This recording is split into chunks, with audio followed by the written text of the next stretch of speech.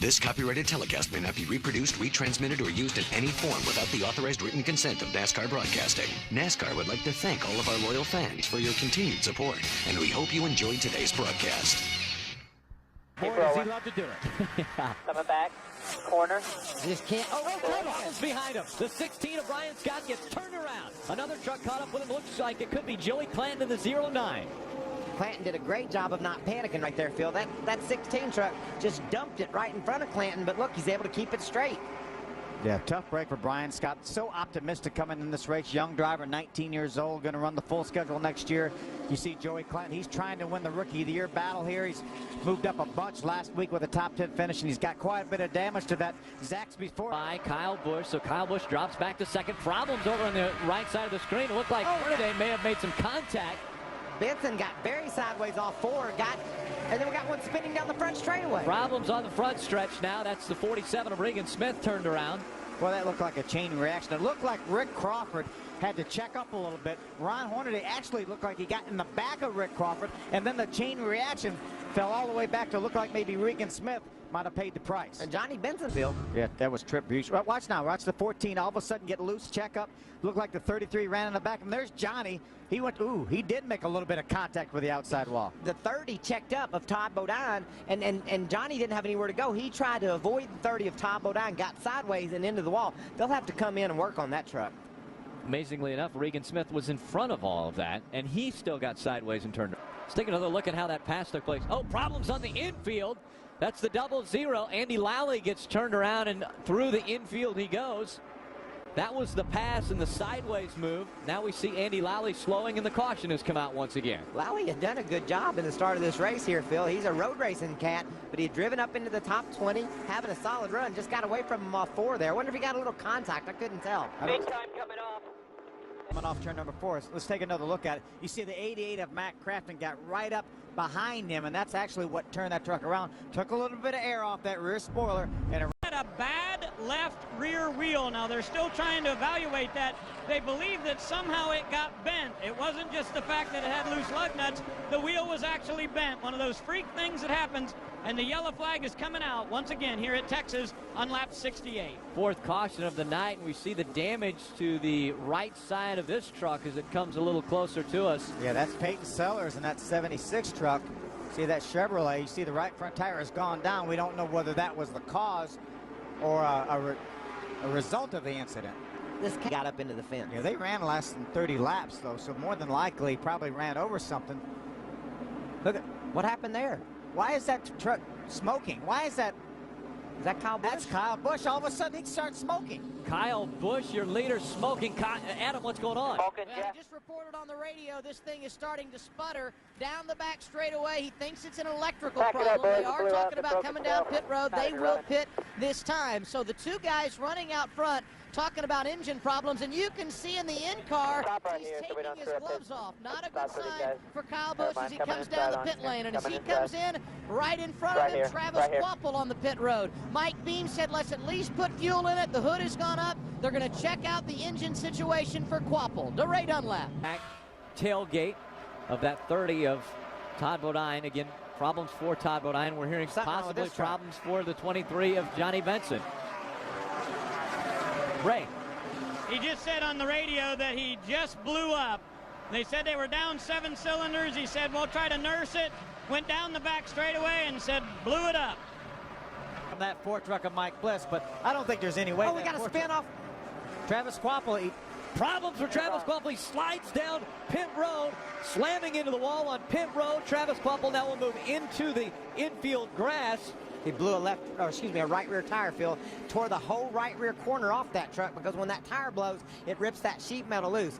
Now, what are we going to do? We're going to get some tires? We're going to stay on the track? I don't think we have any tires left. Well, that would be good. We know Ron Hornaday put tires on that had 30 laps on them. Mike Skinner put his last new set of tires on his green flag pit stop. We're inside of 10. Inside of 10. Truck. He's gonna blow that right rear tire coming off turn right there, right in turn number 4. You see all the damage already to that quarter panel. Travis almost saved that truck, but made a little bit of contact with the inside pit wall. There's another view. He's gonna make some contact with that inside pit wall. You see, that's Mike Bliss's crew right there, knowing how much they need a caution flag. They weren't celebrating that Travis Quappa was crashing, but they were celebrating that the caution was coming out. A lot of damage to that K&N 4. They pulled it directly behind the wall, and Travis has climbed out of that truck. Come out of turn number 4. Ready. Green flag in the air. We're back racing at Texas Motor Speedway. Did you see that little bit of a gap Skinner left between he and Hornaday to get that run? Whoa, like a Skinner on the outside. Here comes Mike Skinner on the outside. Hornaday on the inside.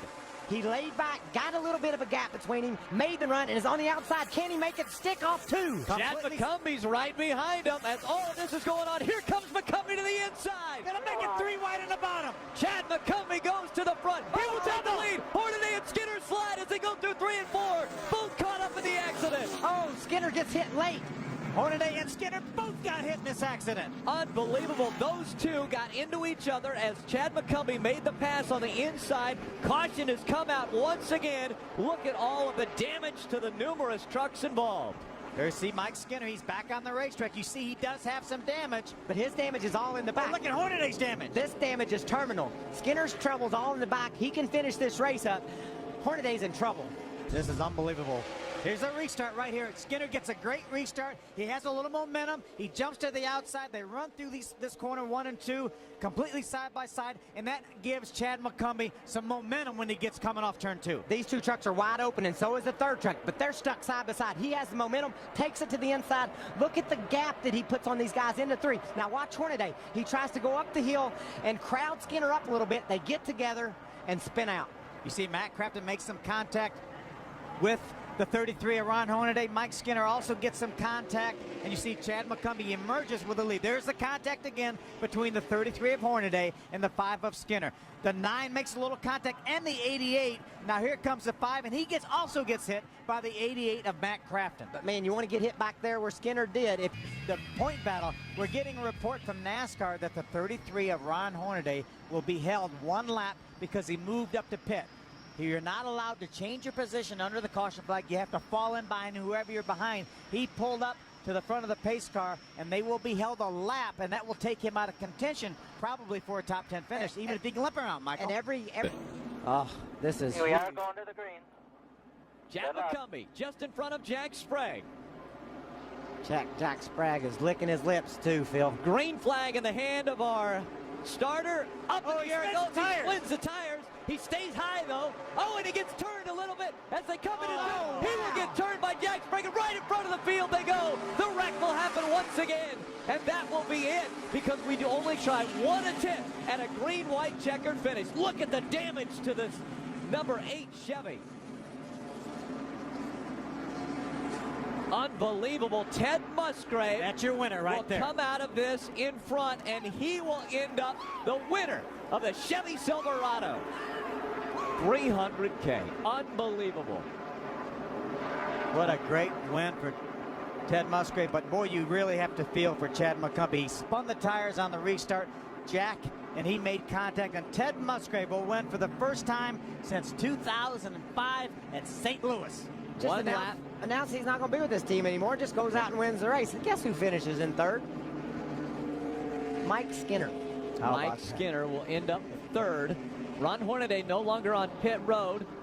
It appears he'll be about 17th, though, Rick. Losing. Well, and this is all going to shake out because Chad McCumbie is going to drop spots because he's not able to keep up the pace. Yeah, NASCAR will have to go back and review all the video they can find. There's Ron Hornaday right there.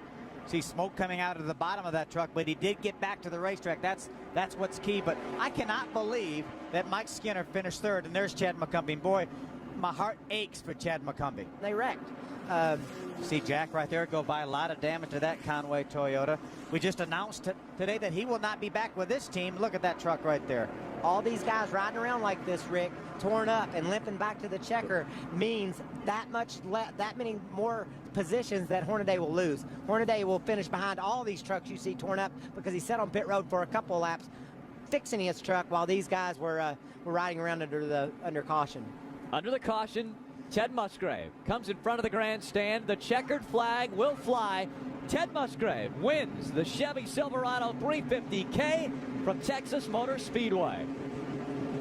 They announced that he's not going to be back with his team. His crew chief left 2 weeks ago and went over to Jack Sprague's team. Mike Abner stepped in now, and what an admirable job he did with that Toyota. Let me explain to you the thinking.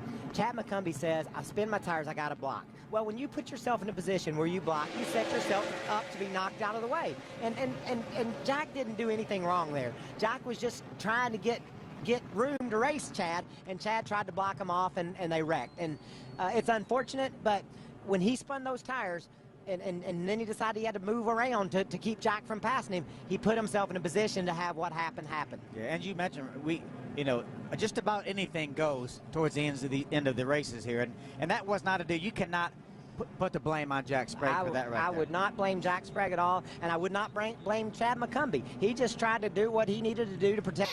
This copyrighted telecast may not be reproduced, retransmitted, or used in any form without the authorized written consent of NASCAR Broadcasting. NASCAR would like to thank all of our loyal fans for your continued support, and we hope you enjoyed today's broadcast.